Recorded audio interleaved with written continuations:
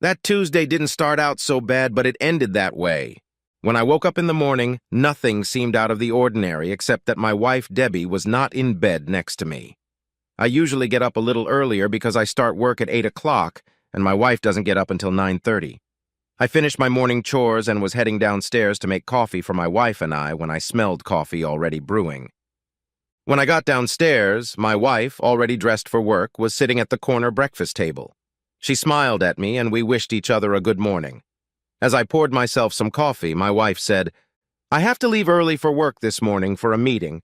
I'll be off by 5 o'clock and come straight home so we can talk as soon as you get home." That caught me a little off guard and I raised an eyebrow and asked, Oh, am I forgetting something? What do we need to talk about?" Debbie just waved her hand and said that we would talk about it later, that it was nothing that couldn't wait. With those words, she got up, put her cup in the sink, kissed me goodbye, and was out the door before I could say anything back. Before I delve into this story, I should tell you a little bit about us. I'm Tim Johnson.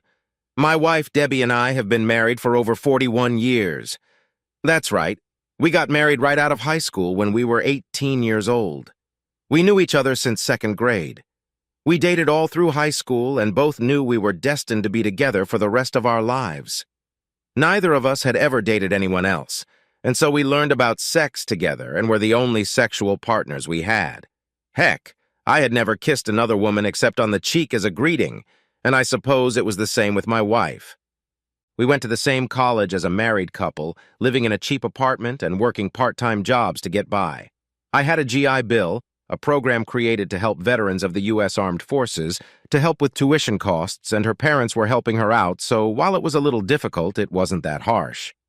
We actually started our family while we were still in college. Our oldest child, Terry, is 37 years old, married and has 2 children. She works as a family law attorney at an out-of-state firm. Our second, Darcy, is 35. Single and works in Washington, D.C. as an assistant director at the Department of Agriculture. Our baby girl, Sydney, is 34, married to a police officer in our hometown. She is raising our 2 grandchildren and is a hard-working, stay-at-home mom. We are very proud of all 3 of our girls. After high school, I went to work as a risk analyst for a large insurance corporation, and Debbie became a grammar school teacher in the local school district, and then worked part-time in the administrative office.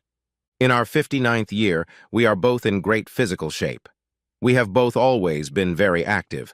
I golf, swim, and go to the gym at least 3 times a week. However, my wife embarrasses me with her workout discipline. She goes to the gym 5 days a week and, almost every day, does long-distance running. I may be biased, but she is still the most beautiful woman I have ever seen. She weighs as much as she did on our wedding day.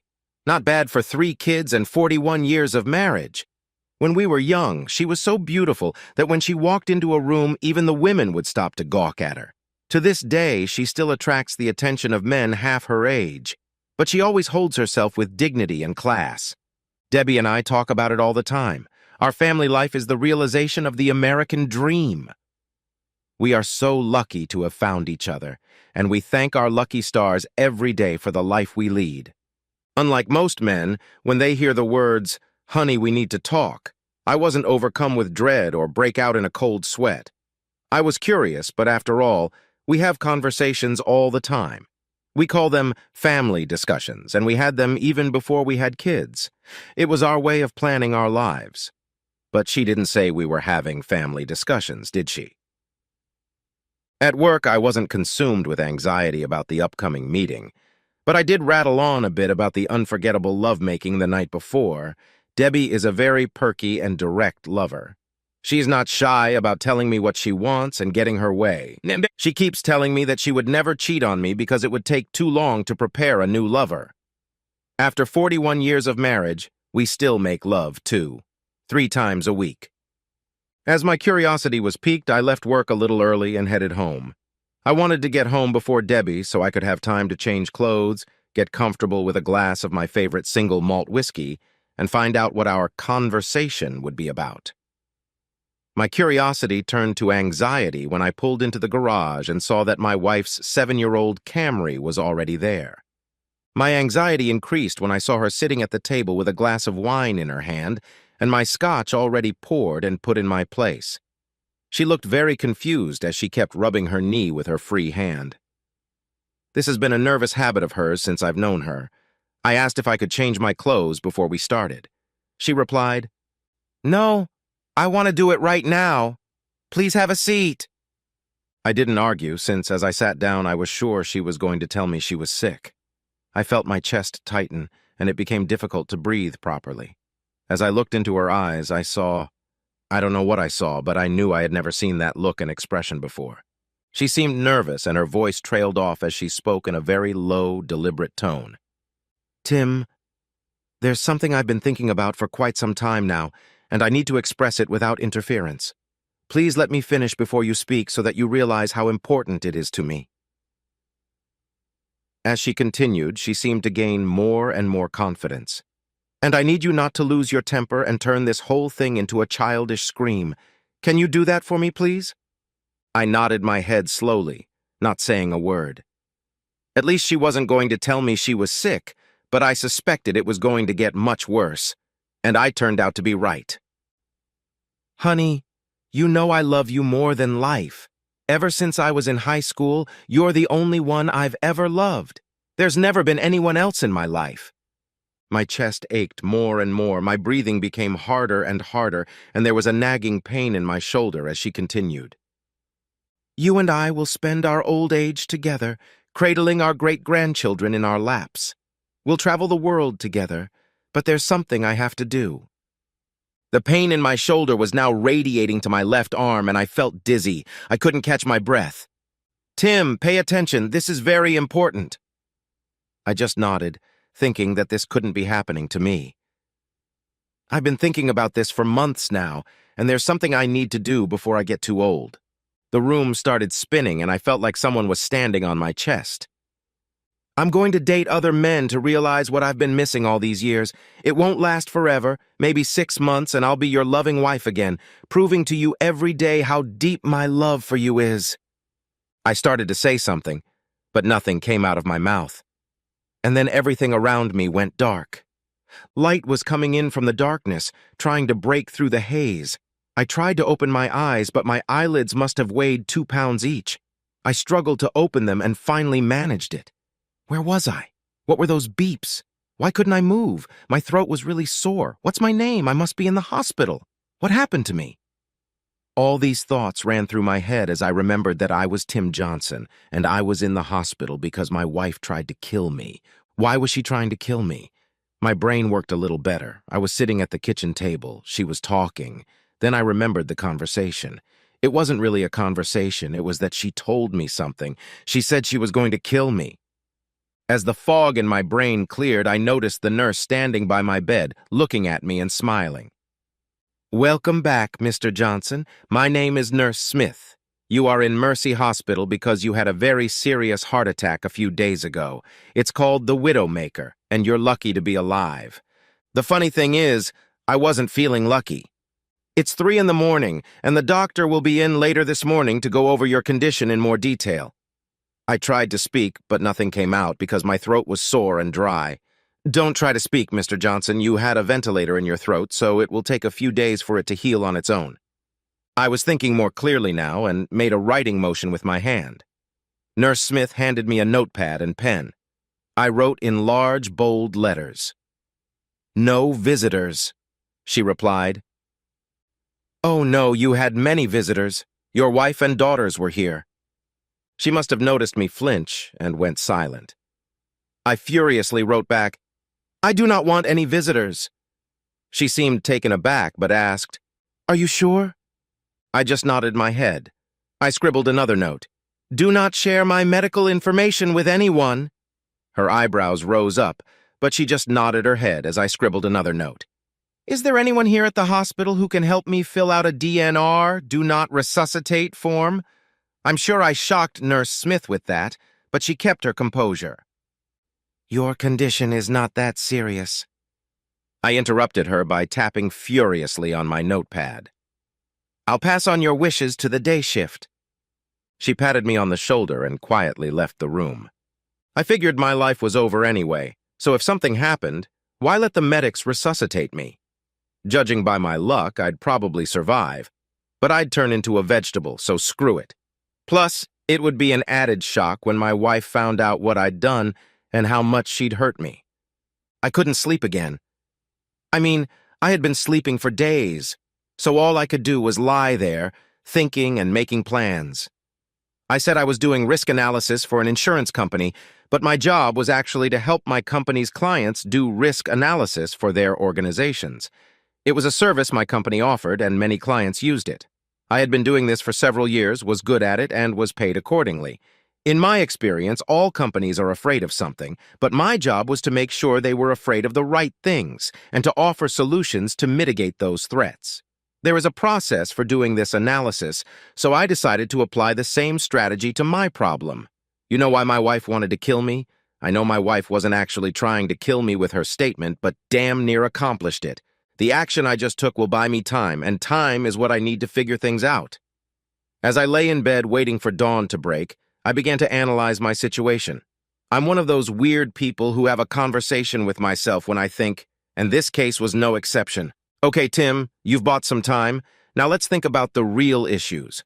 There was nothing unusual about my wife speaking very directly and succinctly, so she wasn't trying to shock me with her statements. It's just the way she's approached everything her whole life. What did she say? She had been thinking about it for months. Should I have noticed something? A change in her behavior? Had she given me verbal hints that I had missed? Could it be that she had already cheated on me? To all of these questions, I answered in the negative. Debbie is not flighty or prone to acting at random.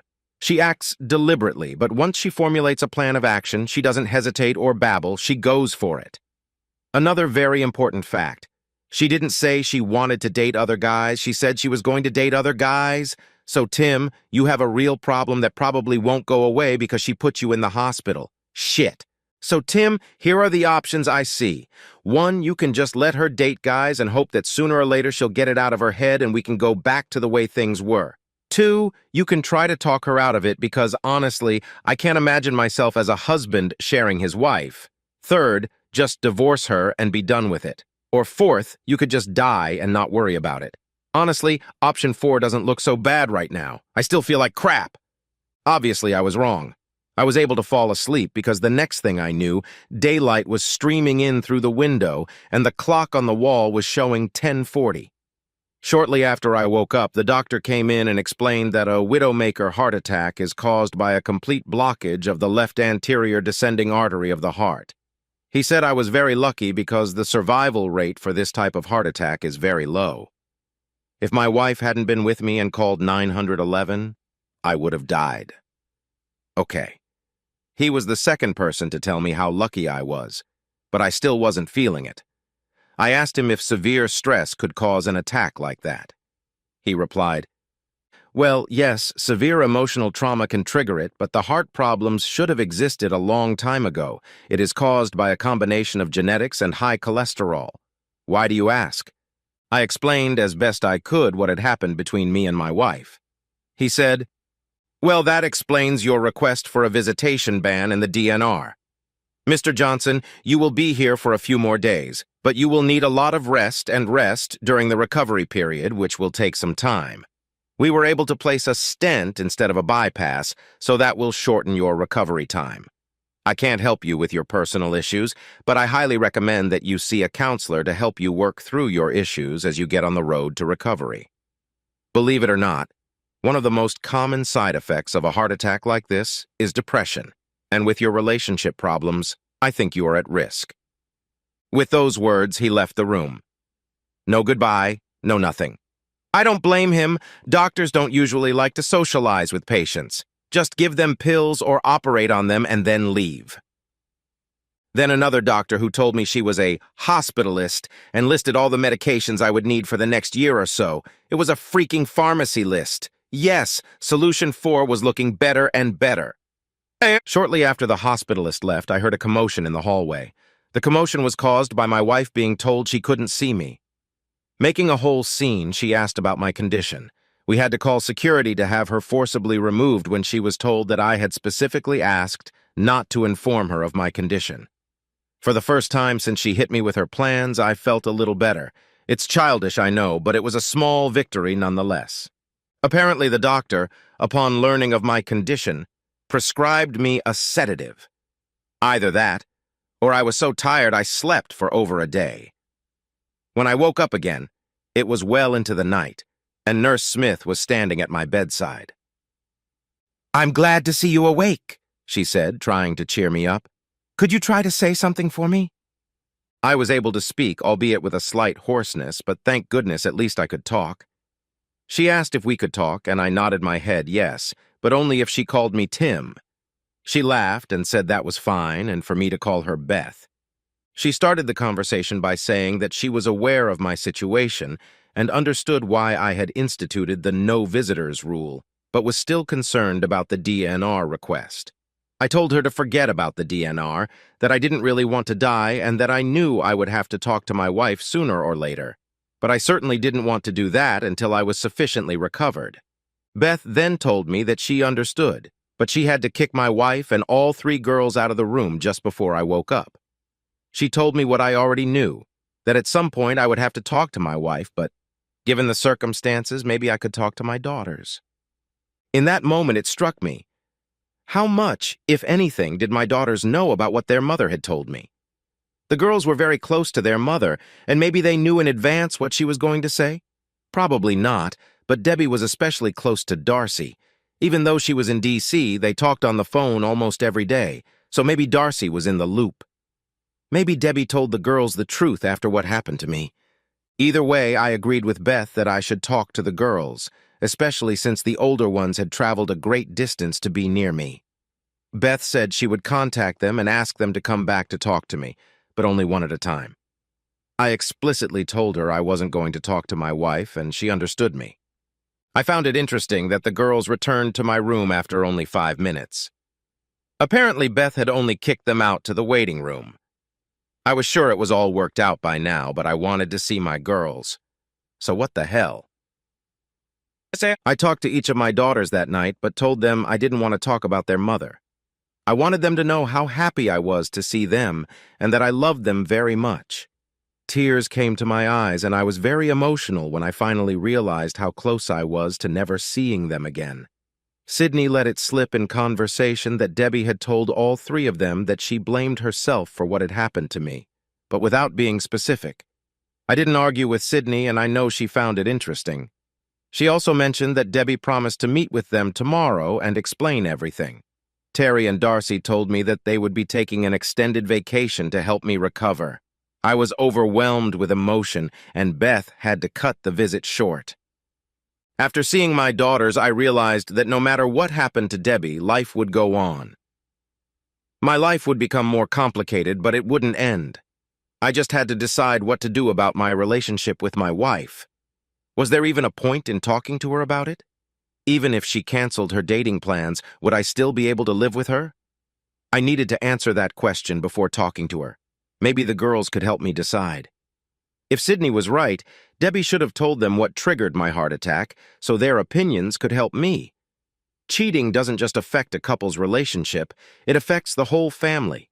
In a very interesting development, my wife and daughters decided that after I was discharged from the hospital, I would stay in our house and my wife would move in with Sydney's family in their guest room.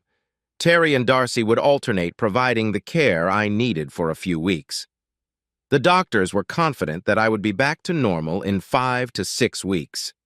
I was fine with everything, but I found it very strange that during the first 2 weeks I was home, my wife made no attempt to contact me, not even a text message. Perhaps the girls read her the riot act and told her to back off. Or maybe she used this opportunity to go on dates. I just didn't know. But I didn't want to get into a direct confrontation. I decided to talk to Darcy first, since she had always been close to her mother and might be able to give me an insight into my wife's state of mind. Darcy and I met privately at the house, and she knew in advance that I wanted to talk to her about this incident. I, like my wife, am a pretty straightforward person, so as soon as Darcy entered the room, I immediately blurted out, "Darcy, how long have you known about your mother's desire to date other men?" We talked about it a little," she mumbled. not looking me in the eye. "How long ago, Darcy?" I roared. "I'm sorry, Daddy. About 3 or 4 months. My blood pressure was rising and I was already losing control of myself. It wasn't good. I needed to calm down." "I'm sorry, Darcy. I didn't mean to yell at you. I really need your opinion. It really hit me hard. I had no idea your mother was unhappy with our relationship. It literally breaks my heart." I tried to calm myself down a little bit. "Dad, she loves you very much and it doesn't mean anything. She just wants to experience something before she gets too old. It shouldn't affect your relationship at all." "Do you really believe that crap? I mean, Darcy, how can her having sex with other men mean nothing to me? I'm shocked you can say that. So you think I should let her have sex with other men so she can experience more in her life and then come back to me like nothing happened? Well, maybe not like nothing, but your love for her should be strong enough to get her through this. She's dedicated her whole life to you, to all of us, and she just wants this for herself. Really, Dad, you're 59 years old and you've probably slowed down a bit. It's normal for Mom to want to get to know younger men. It's a natural desire for a woman." Now that was a shock. I assumed Debbie didn't want to date older men, but hearing it from her daughter, I was shocked. It was all about sex. While I may have toned it down, I thought I was still doing a pretty good job. But I guess I was wrong. Shouldn't her love for me be so strong that she didn't need to date other men for satisfaction? So what if I've slowed down? Is that a reason for her to cheat on me? "Don't be silly, Dad. It wouldn't be cheating if you knew about it. That's why she tried to talk to you about it." We beat around the bush for another 5 or 10 minutes, but we didn't get anywhere. Darcy had made her opinion on the matter abundantly clear. I needed to end this conversation before I exploded. In an almost childlike voice, Darcy asked, "What are you going to do, Daddy?" "I don't know, Darcy. I just don't know. But there's no way I can live with your mom sleeping with other men. I'm just not cut out for it." I was well aware that Debbie would quickly learn the details of our conversation. We hugged and said our goodbyes. I thought to myself that I hoped Darcy would never marry, or at least tell her fiancé of her beliefs beforehand. My conversation with Terry was the exact opposite. She came into the room all flustered and spit out, "I can't believe that bitch is doing this to us." "Hey there," I said, bringing my hand up to her face. "This is your mother you're talking about, and she's not doing this to us. She's doing it to me." "Understand, Dad, when someone in the family cheats, it affects all of us. So yes, she is cheating on her family." Terry, you said cheating, not that she's gonna cheat?" "You really don't know, do you, Dad? She's been seeing men since you've been in the hospital. I think she was doing it before you had your heart attack. I don't think she's slept with any of them yet, but she's definitely bugging them." I suspected that after this revelation, our relationship with Darcy was pretty much over. It wouldn't be a surprise to me if Debbie was making dates. It was weird. I kept waiting for another heart attack or at least a stroke, but it didn't happen. All I felt was sadness because I realized at that moment that my marriage was over. Truth be told, I wasn't surprised that Debbie did that. She had always been strong. But why did she call an ambulance when I had a heart attack? It didn't make any sense, except in her own quirky way, did she at least like me? All I could do was shake my head. I wondered again, was there really any reason to sit down and talk to her? Terry and I talked for a while longer, mostly about the divorce laws in our state. In a no-fault state, it wasn't that complicated. All property is divided 50-50. Terry said I might consider a legal separation if I wasn't sure about divorcing Debbie. I told her I would consider that option, but I don't think it makes any difference. Terry also told me that while my wife could not prevent the divorce, she could delay it. This caught my attention, and I decided to seek legal advice as soon as possible. Terry said she would send me some recommendations for attorneys the next day. My conversation with Sydney boiled down to me trying to comfort her since she couldn't stop crying. She demanded that I let Debbie come home. I reminded her that I didn't send her away. She could come home anytime she wanted. The house belonged to her as much as it belonged to me. I asked her a couple pointed questions. "Sydney, did your mom go on dates after my hospital stay?" Although I already knew the answer, I wanted confirmation. Sydney only nodded her head and continued to cry. "How often, Sid?" Through her tears, she whispered, "Almost every night, Daddy. I tried to talk to her about it.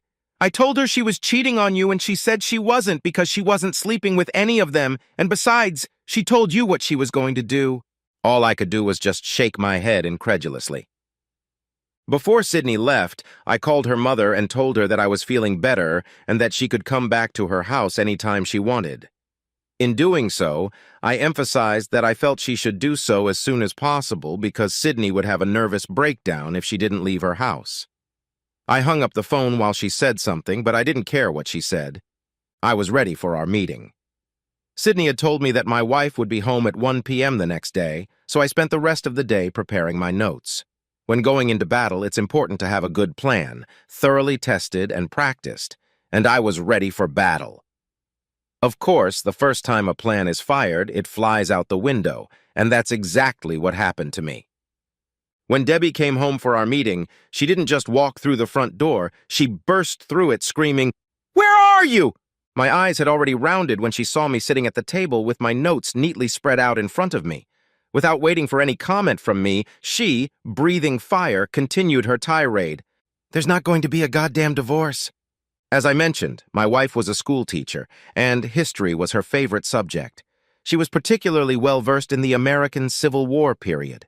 It was obvious to me that she was using the strategy of Colonel Joshua Lawrence Chamberlain of the U.S. 20th Maine Regiment at Little Round Top on the second day of the Battle of Gettysburg.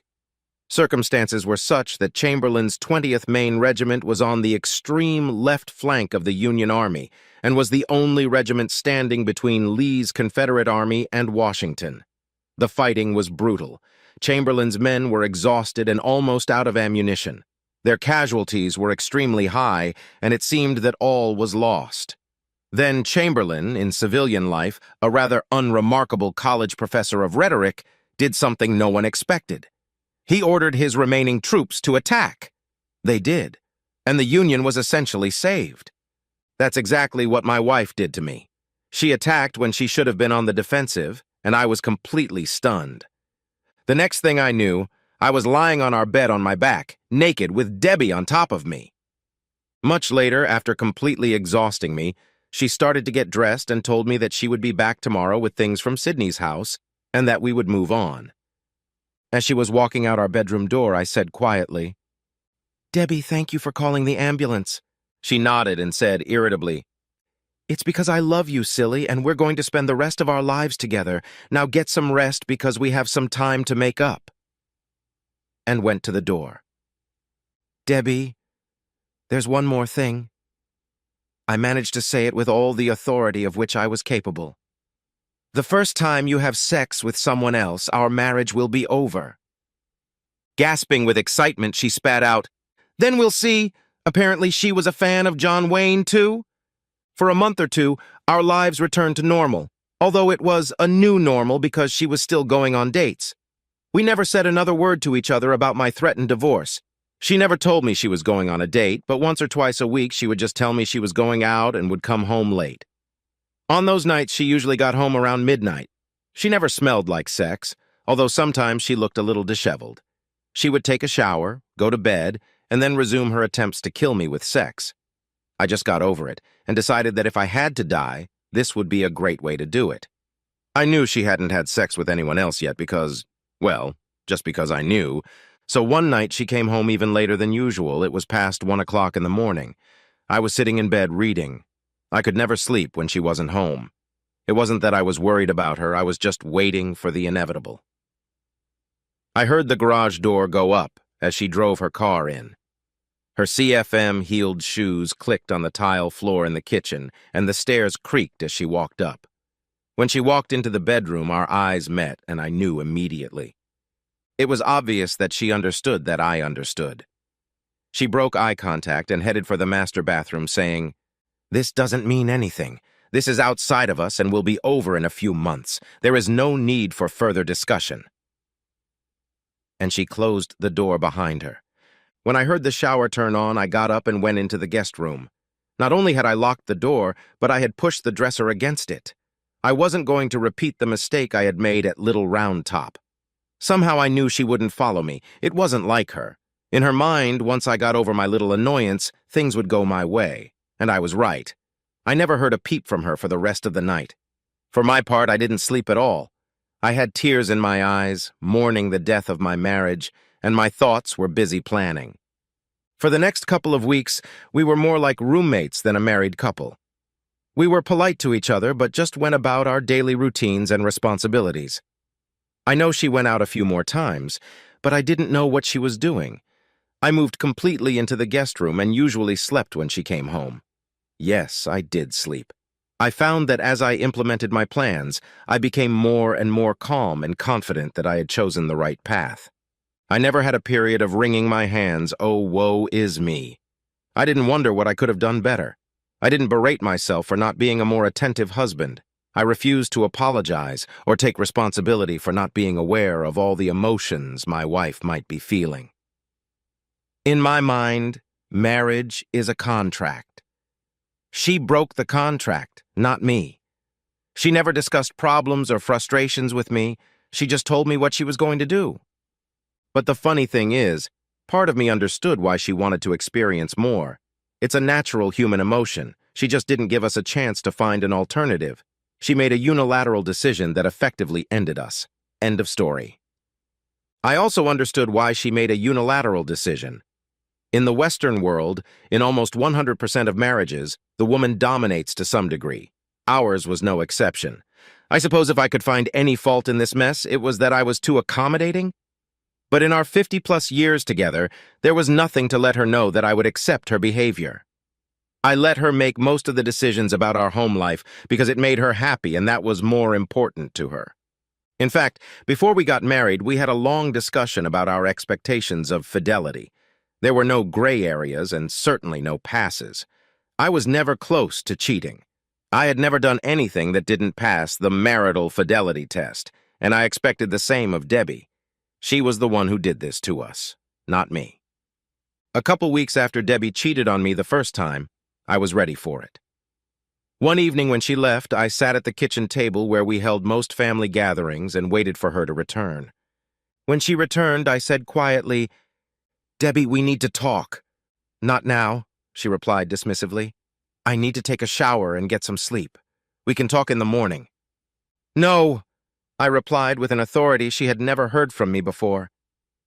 "We'll talk right now. Sit down, please." She was clearly angry with me and sat down in the chair opposite mine with irritation. Her nervousness was obvious and was probably due to the fact that her lover's scent was coming off of her, but I didn't care. I handed her a manila envelope across the table and said clearly, "These are divorce papers. I filed them due to irreconcilable differences." At this point, she started to say something, and I raised my hand in front of her face. "No, just sit there. You told me months ago to sit and listen to you without interrupting, and I expect you to do the same until I'm done." She leaned back, rolled her eyes, crossed her arms over her chest, and stared at me. "These documents explain everything," I said. "In the envelope is my lawyer's card. You can sign them and return them to his office. If you don't do so within 3 days, I'll have no choice but to serve you at work. I don't want to embarrass you publicly, but frankly, I have no problem doing it where most of your lovers are. Don't worry, I haven't followed you. I have no pictures, no audio or video of you cheating. None of that matters to me." I continued. "It's very simple. In a no-fault state, everything is split in half. Our kids are grown and living on their own. The house is paid off. We pay off our combined credit card debt and move on with our lives." "Are you done?" she asked in her most condescending tone. I simply nodded my head. Standing up, she stated, "Okay, we're not getting divorced. I'm tired and I'm going to bed. Good night." The next morning, she wanted to talk. What's interesting is that for the first time in a long time, she made us a nice breakfast. She seemed pretty cheerful while she was fiddling around in the kitchen. When breakfast was ready and I picked my jaw up off the floor, she calmly sat down and indicated with her hand for me to do the same. It was getting surreal. I didn't sit down, told her I'd be eating out, and headed out the door. She didn't know that I was heading to an apartment I had rented near work, and that I had no intention of ever going into that house again, except to pick up my things when the divorce was finalized. I thought I heard her quietly crying as I got into the car, but I couldn't be sure. At this point, I wasn't going to continue the conversation. My direction was clear. She had never made contact with me, except through her attorney, and I had done the same. She didn't sign the papers, of course, and I asked to formally serve her at work, as I said I would. She got herself an attorney and started doing everything she could to derail the divorce proceedings. No amount of persuasion on my part or our daughter's part had any effect on her actions, but in the end, there was nothing she could do to stop the divorce. And 6 months later, we were finally sitting in family court with our attorneys. To be honest, I didn't really pay much attention to what was being said. I just wanted it to be over. My attorney told me that this was the only formal hearing I had to attend, and I was grateful. But when the judge addressed my wife directly, I sat down and focused my attention.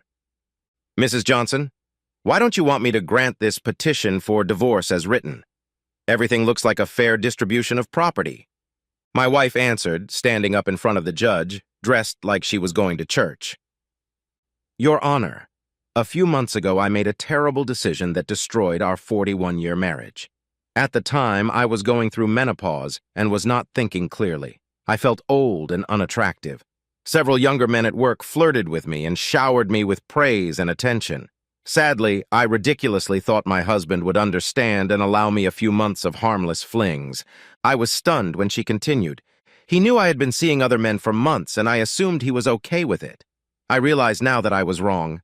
I stopped seeing anyone when he served me with divorce papers. I actually saw a therapist several times a week, and she helped me realize how wrong my actions were. I know I can't stop him if he insists on divorce, but I was hoping you could schedule us for couples counseling to try to repair our marriage. We have been together for over 50 years, and it seems to me that the least my husband could do is agree to go to joint therapy before giving up on our marriage." As Debbie sat down, she looked at me with a sly grin on her face. I was sure the judge was definitely going to ask Debbie to marry him, so much did he like her speech. This was not good at all. I looked pleadingly at my lawyer to do something when I heard the judge address me. "Mr. Johnson? Mr. Johnson, are you paying attention? I asked you what you thought of what your wife said.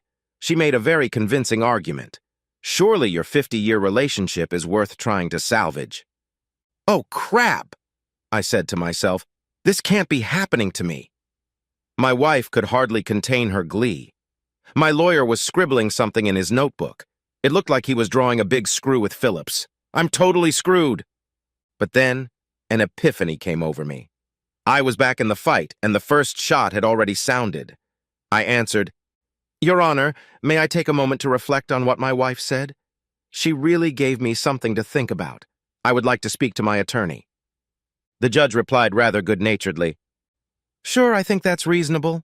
Everyone in the courtroom felt like they were witnessing a real Hallmark movie studio moment.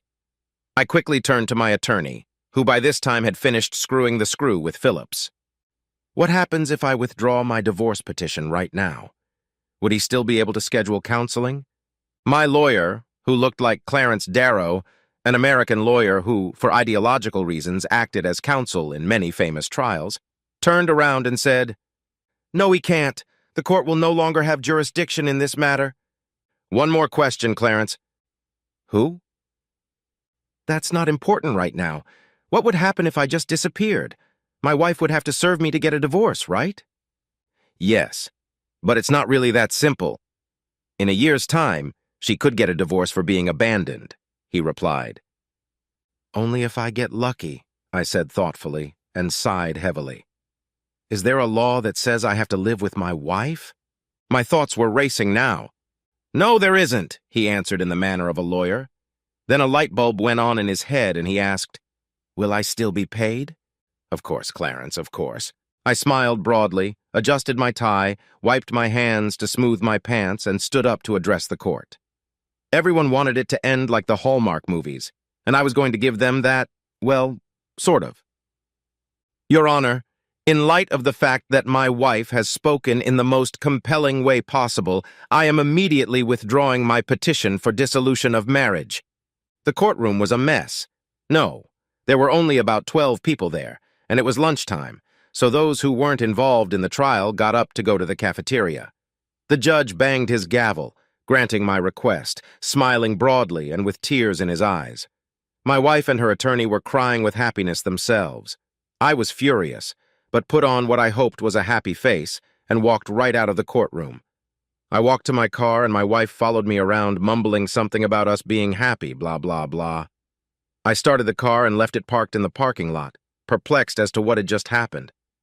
As I pulled out of the parking lot, I threw my phone in the bushes and drove straight to work, where I went straight to HR and retired.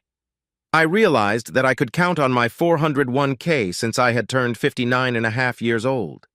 I won't be able to collect Social Security for a few more years. But with my 401k and our other assets, I knew I could do it. From work, I went to our bank. I did all the things that people do immediately upon divorce. Our house was paid off and worth almost $1 million. Everything else we had was roughly equal to that value, so I was going to take it all, put it in my name only, and remortgage the house to Debbie. My family didn't know where I lived and only contacted me through work or by phone, so I had time to complete my plan unhindered. 2 weeks later, after making an appointment with Debbie, I drove up to our house, now probably my wife's house, in my brand new 11 5-foot Class A Georgetown motorhome. My new Jeep Wrangler 4X4 was hooked to the tow hook behind it and ready to go.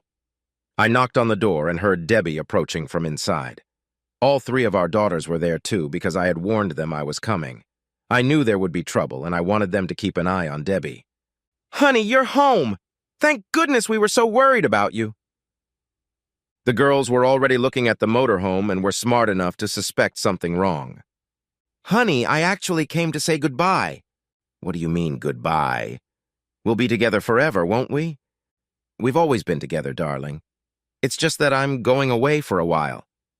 "But Tim, what about work?" "I'm retired, Deb, and I'm going to spend some time traveling the country." "But honey, I can't leave the school district so soon, because school has started. I know traveling the country in a motorhome is our dream, but I just can't do it right now." She still doesn't get it. My daughters did, though, and they were stunned. They were already burning holes in me with their stares because they knew I was going to leave them to deal with my foolish, stupid wife, and they weren't happy. "We need to go inside and talk, Debbie. There's a lot I want to say to you, and I'm going to give you a chance to speak up, too." We all walked into the kitchen and sat down at the table. My breath caught at the thought of all the family gatherings we'd had around that table. The thought of this meeting being the last was almost unbearable for me. But for the past couple weeks, I've been thinking a lot about my situation. There wasn't a shred of anger left in me. I was no longer nervous, afraid, or tormented by insecurity. I felt calmer than I had ever felt in years. So I began the meeting. "First of all, I want to apologize to you, Debbie, and to you girls for the way I acted when you first informed me of your plans to sleep with other men. I know my behavior at the hospital was childish." I held up my hand before Debbie could get a word out. "Please let me finish. I know you didn't cause the heart attack. In perverse circumstances, you may have actually saved my life. The heart attack was bound to happen at some point anyway, and thanks to you being there for me and calling for help right away, I am alive and here today. That's what the paramedics assured me, so thank you." That really threw her off. "I've been doing a lot of thinking since our court hearing, and I realized something, Debbie. Neither you nor I have ever been on our own. We've been together since elementary school. I think I understand now how you felt when you told me what you were going to do.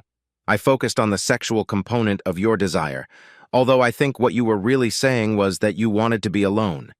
You wanted to stand up and take your life into your own hands. Then I realized I was in the same position as you. Our whole life, all our plans were made together, and now I want to live alone too. I believe we both need some time apart to realize who we are as individuals."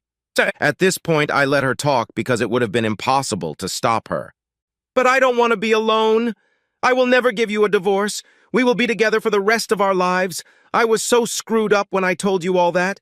How she managed to say it through tears and sniffles, I don't know. It looked like she was going to hyperventilate. The girls, despite the tears in their eyes, remained surprisingly calm and quiet. "Deb, I accept that you will never give me a divorce, and I don't want a divorce anymore. For me, it doesn't make any difference, but we're not going to live together anymore. I need to realize who I am outside of us." I handed her a deed of inheritance across the table. "I'm giving you the house and taking most of our other assets, so it ends up being 50-50. The girls were openly crying now because they understood. Tim, honey, don't do this. I can make it up to you. I know that in time you will be able to forgive me. I haven't dated anyone in months. My therapist helped me realize how stupid I was. Please don't do this. You said you'd come back. I've already forgiven you, Deb. Maybe someday I'll come back. I'm releasing you from our wedding vows. I want you to experience whatever you want in life without any guilt. I just can't be here while you do this. But how can I reach you if I need to talk to you? You can't just leave me like this. It's not fair. She put her head down on the table, sobbing hysterically, unable to speak further. I turned to my daughters. Girls, I'm so sorry for what happened. I will always love you, and please take care of your mother for me. If you need to contact me, you can email me. I don't have a phone or mailing address as I don't plan on staying in one place for long. They were all hysterical when I got up and walked out the door. I got into my motorhome and set off into my new life without looking back, alone.